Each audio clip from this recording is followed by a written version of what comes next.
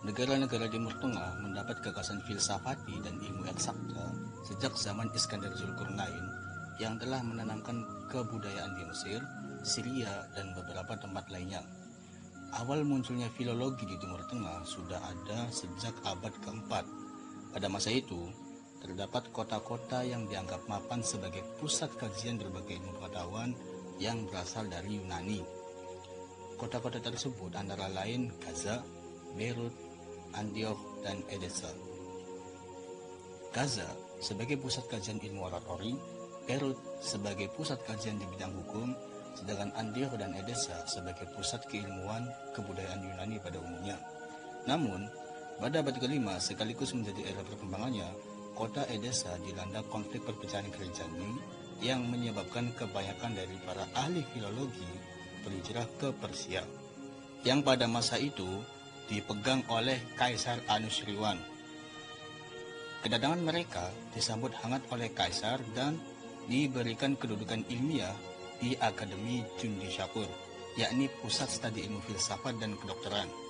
Di samping kegiatan tersebut, akademi ini melakukan penerjemahan terhadap naskah-naskah Yunani ke bahasa Syria, kemudian ke bahasa Arab. Kota Hara yang berada di Mesopotamia pernah menjadi pusat kajian naskah Yunani. Banyak naskah Yunani yang diterjemahkan, terutama di dalamnya itu karya-karya Plato, Ptolemeus, dan Galian. Perkembangan studi naskah dan ilmu pengetahuan Yunani menjadi pesat pada masa dinasti Abbasiyah, yakni pada kekuasaan Khalifah Mansur, Harun ar-Rasyid, dan Al-Ma'mun. Adapun titik puncaknya itu pada masa kekuasaan Al-Ma'mun. Ia menjadikan istananya menjadi tempat berkumpulnya para ilmuwan dari berbagai daerah. Mereka mendapatkan pelayanan baik dengan dibangunkannya fasilitas pusat kajian yang diberi nama Baitul Hikmah, lengkap dengan perpustakaan dan observatorium. Pada masa itu terdapat 3 penerjemah Nasrani, yaitu Usta bin Luko, Hunain bin Ishaq, dan Hubaishi. Di antara mereka, Hunainlah yang paling menonjol keilmuannya, baik dari segi bahasa Yunani, Arab, dan Persia. Ketertarikan Hunain terhadap naskah-naskah Yunani mendorongnya untuk melakukan penelitian dan penelusuran sampai ke Mesir, Syria, Palestina, dan Mesopotamia. Terkait hasil penelitian dan penelusurannya, Hunain pertama itu menyusun daftar naskah Yunani yang diterjemahkan dalam bahasa Syria serta naskah-naskah yang diterjemahkan dalam bahasa Arab, lengkap dengan nama penerjemahnya dan untuk siapa naskah itu diterjemahkan. Kedua, dia juga menyusun daftar naskah Yunani yang belum diterjemahkan serta tempat-tempat penyimpanannya. Selain itu, Hunain juga melakukan kritik tajam terhadap terjemahan orang, disertai penunjukan tempat-tempat yang kurang dalam penerjemahannya. Ia juga mengemukakan sebab musabab dari kekurangan tersebut. Di antaranya adalah pertama, naskah yang menjadi dasar terjemahan tersebut korup atau rusak. Yang kedua, bahasa atau pengetahuan yang dikuasai oleh penerjemah mengenai objek itu kurang mumpuni. Selain melakukan kritik tajam terhadap terjemahan orang, ia juga melakukan kritik teks dengan menggunakan naskah-naskah yang dapat dijangkau. Dengan demikian, dapat diketahui metode filologi yang digunakan pada masa itu, abad ke-9 di daerah kawasan Timur Tengah. Selain dari ketiga nama tersebut, terdapat penerjemah lain yang mendalami naskah klasik atau kuno dari kalangan Nasrani historian dan Jacobite. Di antaranya adalah Ibnu Naimah al-Himsi, Abu Bishr Mata, Yahya bin Adi, Uthman at-Timishqi, dan Al-Hasan bin Suwar. Nah, terdapat juga tokoh penerjemah Muslim, yaitu Thabit bin Qurrah. Bangsa-bangsa Timur Tengah dikenal sebagai bangsa yang memiliki dokumen lama yang bernilai tinggi. Sebelum datangnya Islam, misalnya terdapat mu'alaqat dan qasidah. Setelah Islam datang dan berkembang luas, sasaran mistik Islam berkembang maju di daerah Persia pada abad ke-10 hingga 13. Contoh salah satu karyanya adalah Mantiq At-Tair, karangan Fariduddin Attar, serta Mathnawi Ma'nawi, karya Rumi, dan juga Tarjuman Al-Aswaq, karangan Ibn Arabi, dan sebagainya. Karya-karya tulis Timur Tengah masuk ke daratan Eropa pada abad ke-8 hingga 15 berbarengan dengan meluasnya kekuasaan dinasti Umayyah, dan hal ini merupakan nuansa baru bagi mereka dan bagi karya Timur Tengah yang masuk ke Eropa. Karya-karya seperti tulisannya Al-Ghazali, Ibnu Arabi, Ibnu Sina, dan para tokoh lainnya dijadikan oleh mereka sebagai kajian atau penelitian. Pada abad ke-12, seorang orientalis bernama Albertus Magnus, selaku ahli filsafat Aristoteles, mengajar di Paris melalui karya-karya Al-Farabi, Ibnu Sina, dan Al-Ghazali. Selanjutnya, pada abad ke-13, Roger Bacon dan Raymond Lull belajar bahasa Arab dan Persia guna mempelajari filsafat Yunani. Selain itu, Paus Clement juga memberikan pengalaman segar berupa diajarkannya bahasa Arab, Ibrani, dan Kaldea di Universitas Roma, Bologna, Paris, dan Oxford sebagai alat untuk mempelajari naskah yang berbahasa tersebut. Masih pada masa yang sama, di pusat-pusat studi di Montpellier melakukan penerjemahan karya Ibn Rushd dan Ibn Sina ke dalam bahasa Latin. Puncak kajian Eropa terhadap teks-teks klasik Timur Tengah terjadi pada abad ke-17, terutama di Cambridge dan Oxford. Bukti dari hal tersebut adalah dengan adanya praktek mimbar kuliah berbahasa Arab dengan tenaga kenamaan seperti Thomas Adams, Archbishop Laud, Edward Potts, dan Abraham Willock. Di Inggris sendiri, banyak dilakukan kajian-kajian karya sastra Timur Tengah seperti 1001 Malam, cerita-cerita dan syair-syair sufi. Pada abad ke-18, Paris mendirikan pusat studi kebudayaan ketimuran oleh Sylvester de Sacy dengan nama École des Langues Orientales Vivantes. Di dalamnya banyak mempelajari naskah-naskah Timur Tengah serta turut melahirkan para sarjana orientalis beserta karya-karya yang dihasilkan oleh mereka. Salah satu di antara mereka adalah Etienne Wetmer yang telah menerjemahkan Tarikhul Mamalik karya Al-Maqrizi serta Muqaddimah Ibnu Khaldun ke dalam bahasa Perancis. Ia juga sekaligus penanggung jawab manuskrip Orient Texts di Perancis. Sarjana yang lainnya adalah Deslan, seorang penyusun katalogus naskah-naskah Arab di Bibliothèque Nationale de Paris. Ia juga menerjemahkan Diwan Imrul Qais ke dalam bahasa Perancis. Peradaban di Timur Tengah dikenal memiliki dokumen-dokumen kuno yang sangat bernilai, seperti karya tulis bangsa Arab dan juga Persia. Sejak kedatangan Islam, tulisan-tulisan bangsa Arab dinilai memiliki tingkat kesenian yang tinggi, baik dalam bentuk prosa maupun puisi. Contohnya adalah Al-Mu'allaqat, puisi-puisi yang terpilih pada masa jahiliyah yang digantung di dinding Ka'bah sebagai bentuk penghormatan dan juga penghargaan. Kemudian setelah Islam datang, karya tulis seperti puisi qasidah tetap menyebar dan berkembang dari Jazirah Arab. Hal ini menarik perhatian bangsa Barat dan membuka jalan bagi kegiatan filologi Barat terhadap karya-karya di Timur Tengah. Fenomena ini mengundang orientalis Barat untuk meneliti naskah-naskah tersebut, yang kemudian mengalir ke pusat-pusat studi dan koleksi naskah di Eropa. Keseriusan Eropa dalam meneliti naskah-naskah ini terbukti dengan adanya pusat studi dan kebudayaan Timur yang menghasilkan teori-teori mengenai kebudayaan dan sastra Timur Tengah. Seiring dengan pendalaman terhadap karya atau naskah Timur Tengah di pusat-pusat studi, lahirlah para ahli terkemuka dan terbitnya karya-karya yang berpengaruh mengenai tulisan-tulisan Timur Tengah. Misalnya karya Ibnu Khaldun, Al-Muqaddimah, yang diterjemahkan ke dalam bahasa Perancis oleh filolog dari Barat,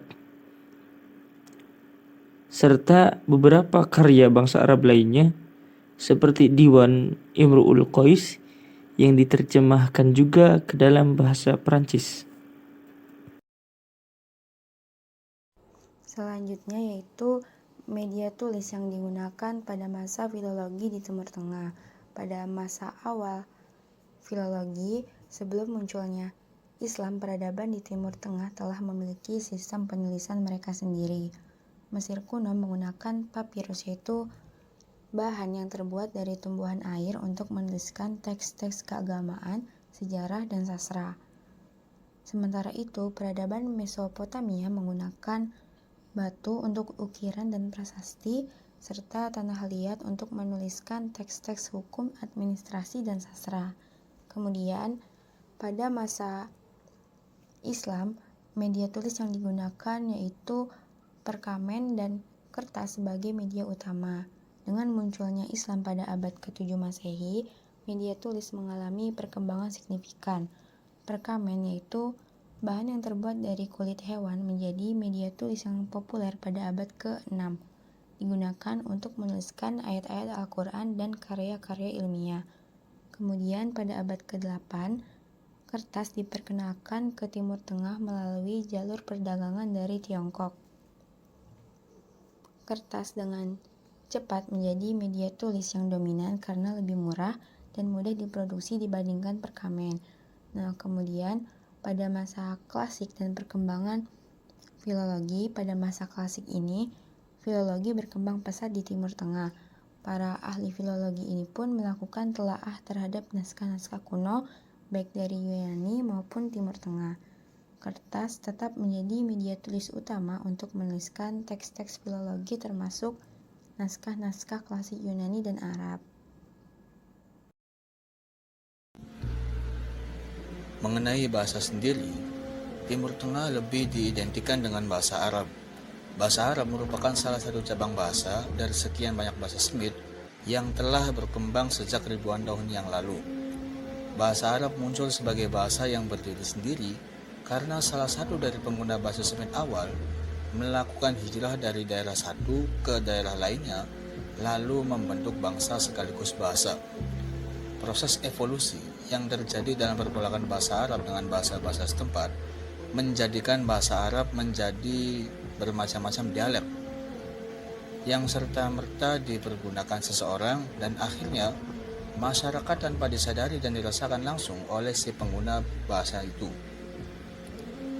Bahasa Arab yang mendiami Najd dan Hijaz mempunyai dua kelompok bahasa, yaitu Baidah dan Baqiyah. Baidah adalah merupakan bahasa yang telah terkubur dengan masa, sedangkan Baqiyah adalah bahasa yang dipergunakan oleh masyarakat jahiliyah sampai zaman kita sekarang ini. Bahasa Arab dapat tumbuh berkembang dan berdiri sendiri disebabkan karena banyak faktor pendukungnya, di antaranya yaitu pergaulan, lingkungan, dan multikultural antara bangsa-bangsa, juga didukung oleh berbagai unsur yang sangat potensial mengembangkan bahasa Arab. Aksara. Pada periode filologi di Timur Tengah, berbagai aksara digunakan tergantung pada bahasa dan budaya yang dominan. Berikut adalah aksara yang digunakan pada perkembangan filologi di Timur Tengah. Pertama, aksara Yunani digunakan pada abad ke-4 hingga abad ke-5. Pada masa ini, pengaruh Yunani sangat besar dalam dunia keilmuan di Timur Tengah. Teks-teks Yunani yang ditulis dalam aksara Yunani menjadi media untuk menyebarkan pemikiran Yunani ke kawasan-kawasan lain, termasuk Timur Tengah. Naskah-naskah Yunani diterjemahkan dan dipelajari di pusat-pusat studi seperti Gaza, Beirut, Edessa, dan Antioch. 2. Aksara Suryani atau Syria digunakan pada abad ke-4 hingga abad ke-8. Ketika banyak ahli filologi dari Yunani pindah ke Persia karena perpecahan gereja, bahasa Syria menjadi perantara dalam penerjemahan naskah-naskah Yunani. Di pusat studi seperti Jundishapur, naskah-naskah Yunani diterjemahkan dari bahasa Yunani ke bahasa Syria yang ditulis menggunakan aksara Suryani. 3. Aksara Arab digunakan pada abad ke-8 hingga seterusnya. Pada masa dinasti Abbasiyah, terutama di bawah kepemimpinan Khalifah Al-Ma'mun, Bait Al-Hikmah didirikan di Baghdad, di mana banyak naskah Yunani dari Syria yang diterjemahkan ke dalam bahasa Arab. Bahasa Arab kemudian menjadi bahasa ilmiah utama dalam tradisi filologi di Timur Tengah. Dengan bahasa Arab yang menjadi dominan, aksara Arab menjadi sistem penulisan utama untuk menyalin teks ilmiah dan filsafat. Aksara Arab kemudian menyebar luas sebagai aksara keilmuan dan agama. 4. Aksara Persia berbasis Arab digunakan pada abad ke-10 hingga abad ke-13.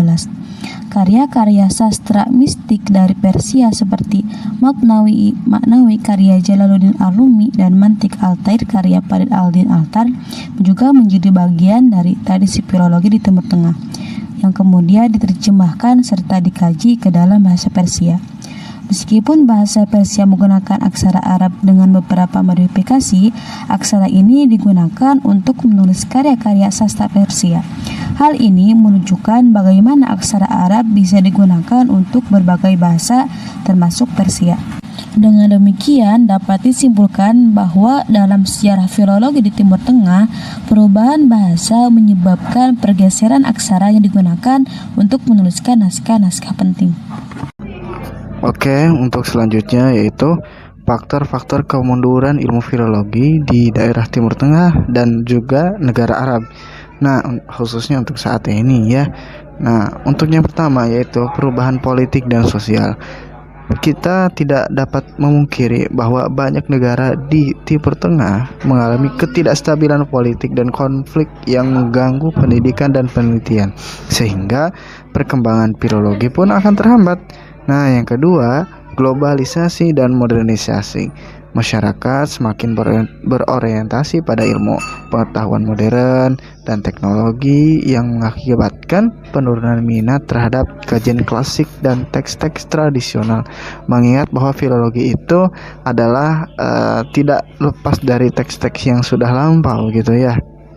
Terus yang ketiga yaitu kurangnya pendanaan dan dukungan. Banyak institusi pendidikan menghadapi kesulitan dalam mendapatkan dana untuk penelitian filologi, sehingga program-program ini terabaikan. Kadang juga ketika kita mempunyai ide gitu seperti itu, cuman tidak didukung dengan hal yang lain gitu, semisal dengan bekal atau dana, nah sehingga apa yang ada di dalam pikiran itu tidak dapat terrealisasikan. Terus yang keempat yaitu perubahan kurikulum. Di beberapa negara, kurikulum pendidikan mengalih fokus dari studi bahasa dan sastra klasik ke bidang-bidang lain yang dianggap lebih relevan dengan kebutuhan pasar saja. 5.